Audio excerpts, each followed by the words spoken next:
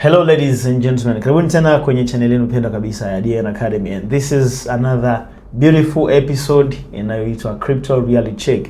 Episode ambayo tunakuwa hapa tukijadili na kubadilishana mawazo kuhusiana na uhalisia kamili uliofanywa utafiti kuhusiana na industry ambayo inakuja kwa kasi ya mambo ya crypto na blockchain kwa ujumla, au tuseme mambo ya ujasiriamali kwa njia ya kidijitali. So utakuwa na mimi Tris Magno kama kawaida pamoja na Charity Aaron. So pamoja tutakuwa tunaendelea kuchimbua vitu kadhaa ambavyo it's been a while actually hatujafanya podcast yoyote. Tumekuwa tukijaribu kutoa individual contents, lakini leo baada ya mkusanyiko wa vitu kadhaa tukasema let's just try to sum up things kwa ajili ya kuweka clarification kwa watu ambao wanajihusisha na mambo ya ujasiriamali au wanatamani kwa namna moja au nyingine. Yeah, kabisa. Siku ya Sabasaba ilikuwa ni siku ambayo ina utulivu. Mambo yalikuwa ni machache. Tulikuwa tukifuatilia mambo tofauti, lakini one of the thing ambacho kimetenda sisi hapa ilikuwa ni jinsi ambavyo governor wa Benki Kuu ya Tanzania aliweza ku narrate information au kutoa taarifa yake au mazungumzo yake. Alikuwa anajibu waandishi wa habari kuhusiana na mambo ya digital assets au virtual assets ama blockchain ecosystem based stuffs kwa ujumla. Tukiangalia tukiroll back kipindi cha nyuma, BOT washawahi kutoa barua ya kupiga marufuku mambo ya crypto kabisa, in which sio nchi ya kwanza kufanya hivyo. China washafanya hivyo and other countries. Watu ambao ni ma crypto enthusiasts size kama kina Trump washawahi kuziponda na kuziona kama ni kitu ambacho hakifai. So juzi tarehe 7 tumeona anasema kwamba wapo katika mchakato wa kutengeneza sheria na kanuni ambazo zita guide matumizi ya mambo ya crypto, ambapo kama tunavyozungumza siku zote kwamba matumizi ya crypto huwa yana unapotengeneza sheria na kanuni maana yake una focus kwenye vitu vikubwa vitatu: consumer protection, maslahi ya nchi, pamoja na encourage yule innovate. Yeah, kabisa.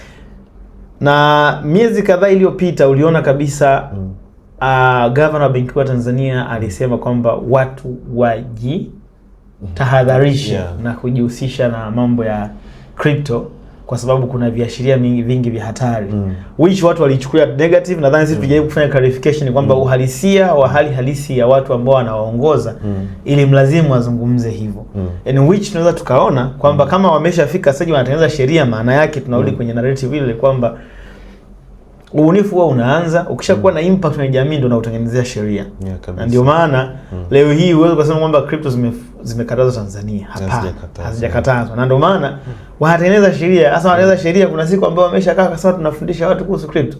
Hapana, si ndio? Kwa hiyo wanajua kwamba wanatumia, ila wao wanachojaribu ni ku play safe in a way that watu watajiengage kwenye uwekezaji wa virtual assets wakiwa katika narrative ambayo iko safe na ambayo iko right kuliko kufuata miemko peke yake. Yeah, kabisa. Vipi sasa turudi kwako? Hii tunasema adjustment ya kutoka kupiga marufuku mpaka kuonekana kwamba mchakato wa utengenezaji wa sheria umeshaanza. Kwako wewe inatoa taswira gani? Ni hatua nzuri, na hata nikikumbuka mara ya kwanza governor alisema sishauri watu wahusiane sana au waengage sana na crypto kwa sababu kuna viashiria vingi vya hatari. Nakumbuka ndo kauli kama na quote vizuri. Na hii inatokana na experience ya watu wengi. Hata sisi tunavyofundisha, yani mtu ukimwambia tu crypto kama mtu akiona nyoka haya sitaki au mambo toa. Lakini tunaona tunavyozidi kupiga hatua mambo yanakuwa mazuri. Na nilikuwa nafanya uchimbaji kidogo. Kuna project moja ambao wamelaunch stablecoin yao, ni kampuni ya malipo kabisa. Na wamelaunch stablecoin yao inaitwa NTZS. Okay. And they claim kwamba wamepata go ahead ya BOT kwa sababu wao ni kampuni ya mfumo wa malipo. Kwa hiyo wana offer stablecoin ambayo iko kwenye blockchain ya Base kwa ajili ya kutumiana na kupokea, kufanya malipo ya hapa na pale. Kwa hiyo I think kwa hapa tulipofikia, is it a legit stuff? Yeah, it's legit na wao wana claim. Sijafanya utafiti sasa wa ndani kwamba what the claiming is right. Kwa hiyo nisije nikawa quoted kwamba nimesema it's legit, lakini nimeona they have a very good platform na wana encourage watu sasa waanze kutumia NTZS. Na kitu ambacho tunaelimishaga watu kwamba blockchain implementation layer ni kwamba ile ni kampuni ya malipo 100%, lakini kuna part ya ile kampuni ambayo ina run kwenye blockchain kwa ajili ya settlements and all that. Kwa hiyo I think hata hivi gavana anavyosema kwamba sheria zinakuja na sisi tunazisubiria tuzione zitakuwa zina mwelekeo gani. Of course we are expecting to have one of the proper and encouraging and effective regulations and rules, kwa sababu moja kati ya kitu ambacho kipo ni kwamba one thing for sure that I know, hatuwezi kukwepa evolution ya dunia kuelekea kwenye matumizi ya kidigitali ya infrastructure tofauti. Na one of the infrastructure ambayo iko very robust and relevant ni blockchain. Kabisa. Kwa hiyo hatuwezi kusema kwamba tunaweza tukakataa kwamba haitakuwepo. No, it may take time, some people may still use the old way system, lakini kuna access ya vitu vingi litahitaji tu ujifunze kuhusu vitu, kwa sababu of course hata ukienda saizi vijijini watu bado hawaamini kuhusu banking system and all that. Bado wanapenda kukaa na hela ndani ya nyumba and all that, lakini uhalisia ni kwamba fursa nyingi saizi zimejiassociate na mambo ya kidigitali. Kwa hiyo there is no way we are going to escape kwamba hiki ni kitu kinachohitajika. The only thing ambacho I'm concerned ni kwamba hizo sheria zitakuwa zinasadifu ku promote ukuaji na kupunguza mihemko, kwa sababu one thing ambacho watu wanatakiwa wajue ni kwamba serikali huwa ina protect consumers against fraudulent. Lakini hai minimize riski za kiuchumi na kibiashara. yani haitoi zile riski, kwa sababu zile riski ni zinakuwa ni independent. Hebu rudia tena, hiyo nimeipenda. Yani kwamba serikali inaweza ku minimize changamoto au hatari za fraudulent kupitia sheria. Lakini serikali haiwezi kutoa riski za kiuchumi kwenye biashara fulani. Yani sana leo sio kwa sababu hisa zimeruhusiwa kisheria basi unafikiri ukinunua hisa basi you are safe. Hicho kitu hakipo hivyo. Riski za kibiashara zinabaki pale pale. Changamoto za mihemko, kama mtu anafanya uwekezaji kwa mihemko, utabaki pale pale. Kwamba una watu ambao wamenunua Bitcoin. Bitcoin is not a bad project, lakini they used a wrong approach. Wakapoteza hela wakiwa wamenunua Bitcoin. Na basically wakisha regulate mambo ya crypto, kitu kama Bitcoin by default kinaoga kiko regulated moja kwa moja. Yani kwamba na regulation, kuna watu nimeona hapa na comment mmechelewa sijui nini. No, it's not about being late. Tunakuwa mmechelewa kivipi? Kwa sababu kinachofanyika hapa ni kuprotect usability na traceability. Kwamba makampuni ambayo yatatumika kwa mfano kwenye ramp on na ramp off yanakuwa yanajulikana ili waweze. Ndio maana unakuta kwa mfano saizi alizungumza kitumia, nadhani last episode ya Crypto Studies tulikuwa tumefanya na Kapina, alikuwa ametoa experience yake namna ambavyo watu wanavyotakatisha hela wanaweza wakakuingiza kwenye matatizo, especially kwa agent. Is trackable. Ni vitu ambavyo vinatrakiwa na vinaweza ukajulikana kabisa kwamba hizi USDT zimetuma kutoka kwa fulani kwenda kwa fulani, unless otherwise iwe zile wallet kama Tornado ambazo zimepigwa marufuku most of the countries. Lakini kwa maana halisi ya hizi centralized exchanges and wallets unaweza ukatrakiwa tu. Hii address ya nani, address imekuwa associated na ID number fulani. Ndio maana KYC is important. And I'm very sure watakapokuja kuleta mfumo wa sheria, kuna uwezekano bandera kupitia crypto ikapungua, kwa sababu I'm very sure kampuni hata kama zitakazoruhusu mostly zitakuwa ni zile ambazo ni centralized. Yes. Na hata zitakuwa regulated of course. Kwa hiyo hakuna cha kuchelewa, ni muda ukifika facilities zinawekwa vizuri, kwa sababu hata ufanyaje mwisho wa siku hizo USDT zako, crypto zako, unahitaji kununua kitu fulani, kufanya kitu fulani. Sasa unapofanya ununuaji wa kitu fulani lazima kuna link pale itapatikana tu. Yani that's how it works. Kwa hiyo nadhani kitu ambacho watu wanatakiwa kijue ni kwamba responsibility ya mtu kwenye financial inclusion, yani kwenye maamuzi yake binafsi, itabaki pale pale kama sasa hivi. Ila kinachokuja kusaidia ni kwamba kutapunguzwa makampuni mengi ya kitapeli kuweza kuexist. Although sasa chance ya watu kupigwa pia itakuwa ni kubwa. Unajua kwa sababu gani? Kwa hiyo kuna wale watu ambao hawapendai kujulikana wanafanya investment wapi. Kwa hiyo kuna mtu atakuja akwambia bwana wewe invest kwenye coin, hata mtu hawezi kujua umeinvest wapi. Anaanza kuweka pesa nyingi pale, unapigwa na hauwezi ukashtaki kwa sababu ulifanya kitu ambacho kiko nje ya regulations, ukiamini kwamba umefichama, kumbe watu na wenyewe kwenye kufichama huko wameamua kukupiga. Kwa hiyo sio kwamba itaongeza, I think itabuni na itasababisha namna mpya ya watu kuiba. Which is normal. Yani unapokuwa unaziba huko kuna watu watatafuta mwenye mwingine, unapoziba utatafuta mwenye mwingine, lakini all in all ni kwamba the mileage that the country has came from prohibiting to looking the way forward to regulate is a massive milestone, especially kwa sisi ambao ni wajasiriamali wa kidijitali. Lakini tunarudi pale pale kwamba responsibility ya mtu mmoja mmoja bado inabaki pale, kwa sababu serikali haiwezi kuja kuambia kwamba kopa hela ka invest kwenye coin fulani. Serikali it will never tell you that. Yeah. Au chukua hela yako invest kwenye coin. Wenyewe watatoa accessibility ya virtual asset service providers wawepo wana exist kisheria. Yani lakini wewe unaenda kufanya nini kwenye ile wallet, unatuma wapi? That is solely on your responsibility. Yeah, na nadhani pia kama BOT wameanza, ni ari pia kwa huyu Tanzania tuna Capital Markets Regulatory, sijajua ni upi, ni CMSA. CMSA naye pia aanze kuangalia kwenye assets ambazo zinajengwa, kwa sababu I think tukimlimit au tukimpa BOT regulate hadi hizi assets kidogo, tutakuwa tunamzidishia scope yake. Kwa hata alivyoongea governor, of course nadhani ni kitu ambacho kwenye mchakato, it's not going to be very soon actually, kwa sababu mchakato wa kuanza sheria ni mrefu.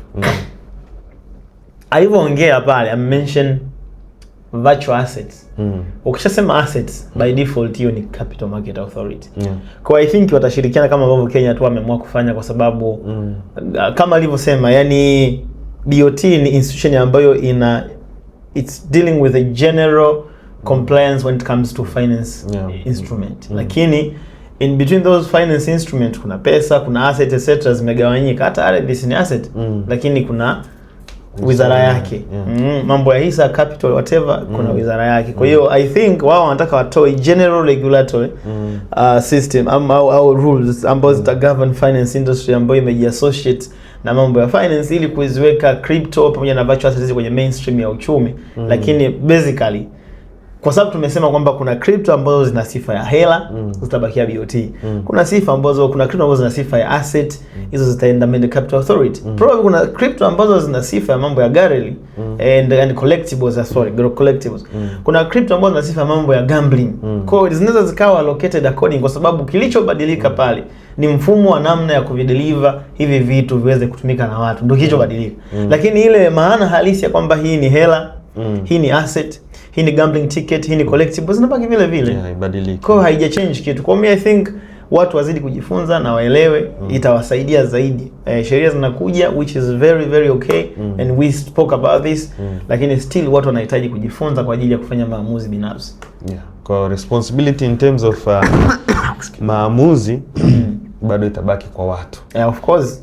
BOT ni kwamba inarahisisha kwamba sheria pia iwe included ili hata mtu wa kawaida pia aweze kulindwa. Of course.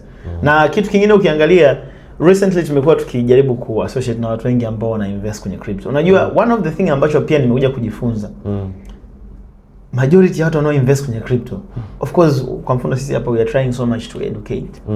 Lakini you find people they are always oriented how much am I going to make.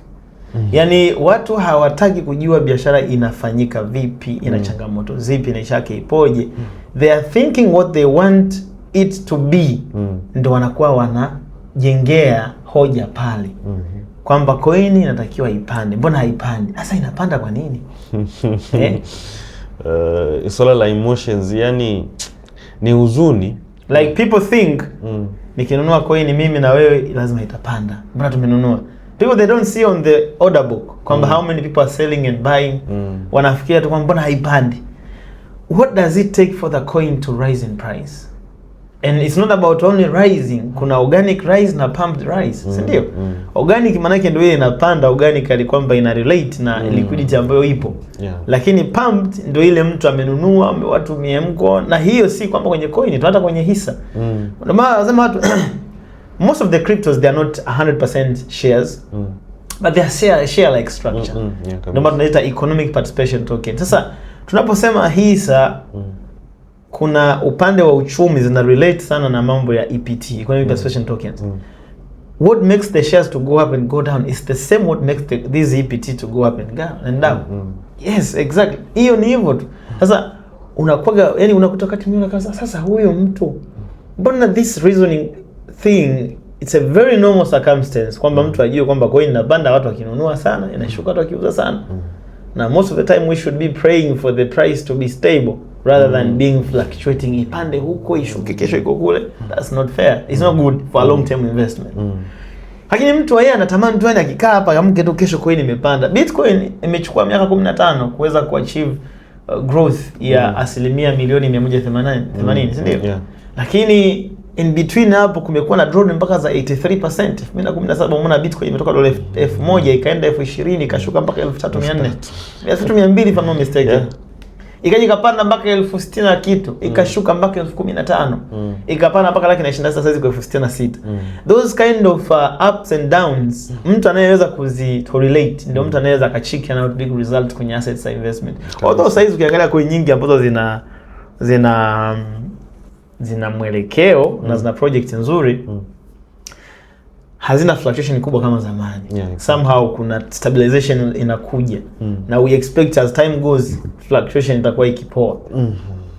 Lakini watu bado kichwani, they don't want to chicken out the logic. Wao wanataka tu nikinunua coin nitaki. Mtu anakaja na kuuliza, hivi nikinunua coin inaweza kapanda mara ngapi mwezi ujao? Au mwisho wa mwaka itakuwa imefika ngapi? Nobody knows. Because that's something that has to do with people engaging with the asset. Wanavununua na kuuza. Sasa wewe ukiniambia mwisho wa mwaka itakuwa bei gani, manake you want to tell me kwamba najua fikra za watu kuhusiana na hii project. Mimi kazi yangu labda pengine zikawa kama maybe I'm the owner of the project. Kazi yangu itakuwa ni kuweka exposure ya project kwa watu na potential yake as much as is possible. Sasa response ya watu that is 50-50. Watu wanaweza kaelewa wasi respond, lakini as much as I'm going to try to show the potential of the project, the bigger percent of them reacting towards and accepting or adopting the use of the asset that I promote or the ecosystem of the project that I promote ni kubwa. Lakini that's not a guarantee. It's not something that I can tell you kwamba sasa kwa sababu tumeshaweka mipango hii na hii na hii, bei ya hii asset baada ya miaka miwili itakuwa 80,000, au kama ambavyo you can see some of the companies like CRB, NMB wanavyojipromote na benki tofauti. Ile inazidi kuongeza exposure, lakini it does not guarantee kwamba leo CRB atakwambia bwana mwisho wa mwaka hii CRB itakuwa shilingi 10,000. Haiwezekani. It's more of economical factors ambazo ziko nyingi ambazo organically ndio zinaweza zikaleta matokeo. Kwa I think that is something ambacho pia nilikuwa nataka niongeze hapo, apart from what the governor of Bank of Tanzania has said. Kwa in conclusion ni kwamba we are on the right path. Lakini umesisitiza sana juu ya watu wao binafsi kuchukua the responsible part. Yaani kuna sheria haijabadilisha the risk of the business. Bado inabidi wewe ufanye uchambuzi wako, ujue biashara unayojiengage nayo, hizi asset unazozimiliki, changamoto unaweza kukutana nayo ni ipi na wewe unawezaje ukaishi nayo. Exactly. Na how do I know which project is genuine?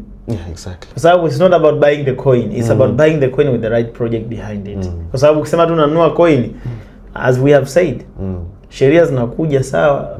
Let's give you an example. Marekani nadhani ndio nchi ambayo imepush sana kuhusiana na mambo ya sheria. Of course kuna nchi nyingine za Afrika ambazo zina sheria kama Mauritius, Seychelles. Lakini kule watumiaji sio wengi. Lakini nchi kama Marekani zinapush sana sheria. Lakini I think most of the criminal state ya watu kuwa scammed kwa kiasi kikubwa Marekani inaweza kainaongoza. Exactly. Unaona, kwa hiyo sheria ziko na zinakuwa pale. Lakini still watu natakiwa wawe makini. Na ndio maana pia I think hata sisi watu tunajitahidi sana kufundisha hivi, lakini watu tunawaambia watu disclaimer kwamba sisi tunatoa elimu, hatutoi financial advisory. Hicho ni kitu ambacho nadhani pengine kwa Marekani nimeweza kukiona kwa mastaa wengi sana wakiingia kwenye matatizo kwa ku advise watu. Yaani kwamba kwa mfano yule Shakanil DJ Khaled wale waliingia kwenye changamoto kwa sababu tu walikuwa wanaipromote FTX, lakini walikuwa wanaipromote in a way it was not precautious. Yaani walikuwa wanasema kwa mfano Shakanil kichwa mponda yeye anasema I'm all in with FTX. Yaani kwamba wewe sasa kuna watu ambao wakiona fulani kafanya na wenyewe although kesi zao zilikuwa deleted, lakini someone waletea shida. Kwa sababu wewe unasema kitu kwamba hiki ni uhakika, lakini kumbe sio uhakika. Kwa hiyo ile brand yako inakuwa ime-influence kitu ambacho ni riskier kwa watu ambao hawapromote kwamba ni risk. Na ukusema sio kudisclaim kwamba ni risk. Kwa hiyo hivyo ni vitu ambavyo nadhani pengine hata kwa wale educational providers wale ambao wana share information kuhusiana na crypto ni vizuri pia wana alert watu kwamba always unapokuwa na invest kuna risk za aina hii na hii na hii. Yaani ambazo ni risk ambazo hata zingekuja sheria za namna gani hizo risk zitakuwepo tu. Haziwezi kukwepeka. So ladies and gentlemen, tulikuwa kwenye crypto reality check. Mainly tulikuwa tuna discuss kuhusiana na Governor Bank wa Tanzania ambavyo waliweza kutoa kauli yake ya siku ya 77 kuhusiana na mambo ya virtual asset and whatever that has to do with the blockchain. Lakini tukaamua kuongezea na information kidogo, lengo ikiwa ni kuongezea wewe maarifa pamoja na awareness kuhusiana na engagement yako na mambo ya digital asset. Tulikuwa na mimi Tris Magno pamoja na Charity Aaron. Usiache kusubscribe, pia usiache kwa comment yako just in case you have a question. See you next time on another episode. Ciao. Bye.